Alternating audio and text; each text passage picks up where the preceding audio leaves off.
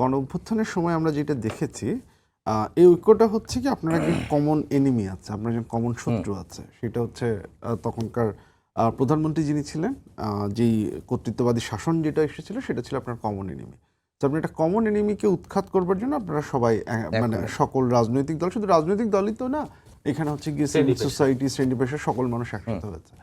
So যেটা হয় যের মধ্যে রাজনৈতিক দলগুলো হচ্ছে অর্গানাইজ শক্তি, বাকি যারা তারা তো হচ্ছে গিয়ে একটা বিশেষ মুহূর্তে তারা হচ্ছে গিয়ে একসাথে হয়েছেন।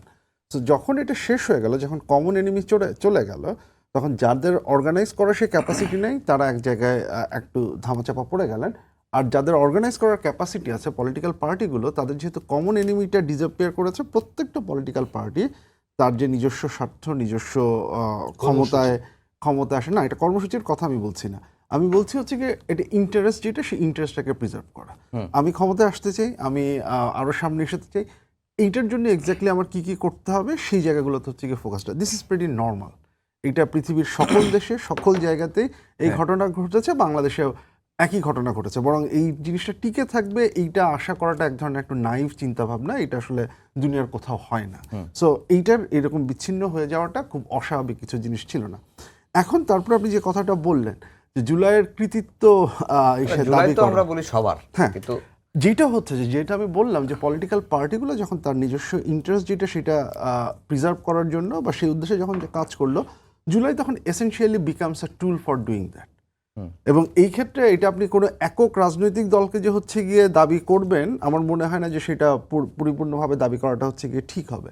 কারণ এখানে যে শুধুমাত্র জুলাইয়ের দখলদারিত্ব বা জুলাইকে দখল করার যে ব্যাপারটা শুধু যে এই বক্তব্য আসছে সেটা না, আবার হচ্ছে গিয়ে কেউ কেউ জুলাই ধারণ করেন না, এর বিপরীত বক্তব্যটাও তো চলে এসেছে। তো জুলাই আসলে হচ্ছে গিয়ে বেসিক্যালি আপনার একটা ইনস্ট্রুমেন্ট, যে ইনস্ট্রুমেন্টটা পলিটিক্যাল পার্টিগুলো কখনো ইউজ করেছে হচ্ছে গিয়ে তার যে স্বার্থ সেটাকে ব্যবহার করার জন্য। এগেইন আমার কথাটা শুনতে খারাপ লাগতে পারে, মনে হতে পারে যে হচ্ছে গিয়ে তাহলে কি পলিটিক্সে মোরাল বা কিছু নাই। আপনি এক একভাবে পলিটিক্সকে অ্যানালাইসিস করতে পারেন।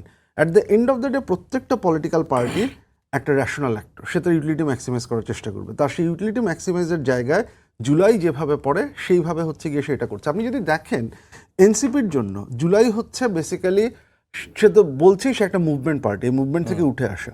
সো জুলাই হচ্ছে তার অস্তিত্বের সাথে পরিপূর্ণভাবে জড়িত। সো সেই জায়গা থেকে জুলাইয়ের একটা ওনারশিপ দাবি করার একটা ব্যাপার তার আছে। আপনি যদি জামাত ইসলামের দিকে তাকান, তাহলে জামাত ইসলামকে আপনি দেখবেন যে ৭১ তার জন্য সবসময় একটা ডিফিকাল্ট সময়, এবং এইটার হচ্ছে কোনো ধরনের জাস্টিফিকেশন তার নাই।